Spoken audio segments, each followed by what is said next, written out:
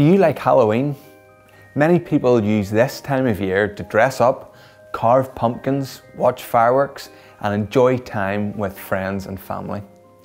But this year is going to be strangely different. We need to all keep safe and follow the government rules and guidelines. Unfortunately, this means no big gatherings or trick-or-treating around houses, but as Mayor of Mid and East Antrim, I promise you there are many ways to still have a spectacular time. We have delved into some of our local Halloween traditions. With a bit of creativity, you can relive the activities our ancestors would have enjoyed and maybe even create some new family traditions of your own.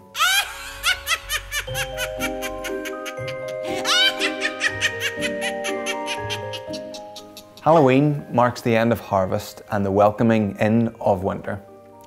Some people, especially in Celtic traditions, believed it was a night when the spirits of our ancestors would return to earth. Some families even left an empty seat beside the fireplace, giving the friendlier spirits the best seat in the house.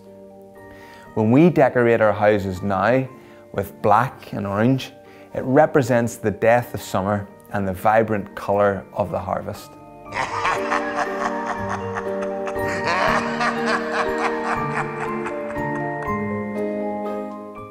Bonfires were once thought to ward off bad fortune and to make sure the sun would return after winter. People used to bring carved out turnips with them so they could carry home the embers of those bonfires. They would relight their own fires from these for good luck. Maybe you could carve out some pumpkins for your house and take comfort in the fact that spring will come round again.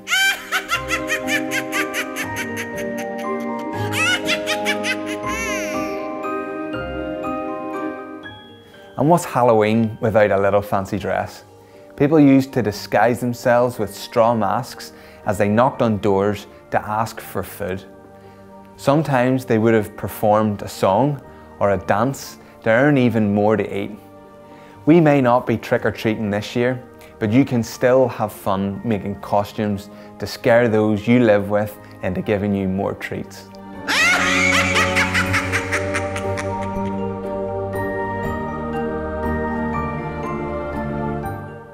People used to play some quite strange games at Halloween, like apple bobbing. This game began as a courting ritual. Apples were put into a basin of water and the bobber would try to bite into the apple named for the person they fancied. If they did it in one go, they were destined for romance. If they did it in two, they would court or date, but the love would fade. If they took 3 tries or more, the relationship was doomed. These days, people seem to prefer Tinder, but that doesn't mean we can still duck for apples.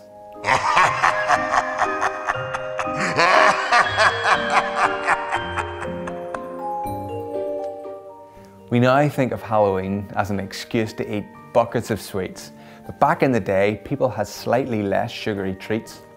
A traditional Halloween meal would have been Cllr, made with potatoes, kale and onions to fill you up for an evening of fun and mischief. Dessert was often barnbrack cake, which had hidden in it slices of rag, a ring, a coin and a thimble. If you were lucky enough to find the coin, then you would have a prosperous year.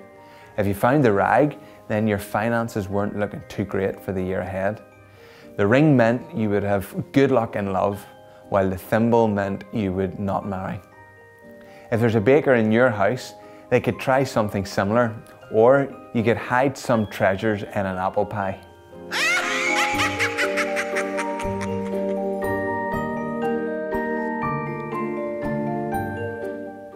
As the sun goes down, creatures of the night like to come out and play in Mid and East Antrim. Bats flit about the sky, and we have long associated them with Halloween, as they were drawn to the insects circling the light from bonfires since Celtic times. Cats, often thought of as a witch's favourite creepy companion, go out hunting too, and in medieval times they were considered to help protect witches, just as spiders were thought to weave webs to help witches cast their spells.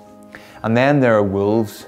None have been seen in these parts for many years, and legend has it that the last wolf in Ireland was shot near Carnlough in 1712.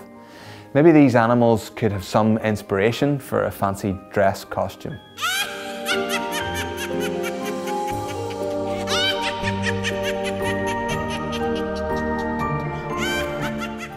So that's how folk used to celebrate Halloween, spending time with family, remembering past loved ones and looking forward to the future. This year may be different to what we normally do, but we can still have fun. Why not light a home fire or candle to remember the past, or carve your lantern and place it in your window. Instead of trick-or-treating, go for a walk in your neighbourhood and see how many lanterns you can spot. Dress up and sing and dance for your neighbours as you go, and maybe gather around the table by candlelight for some Halloween treats. Ask an adult to tell you about what they did at Halloween when they were kids, or simply curl up under blankets with a suitably scary movie. I hope you enjoyed this brief guide to the origins, traditions and customs of this season, and I wish you all a very safe and not too spooky Halloween.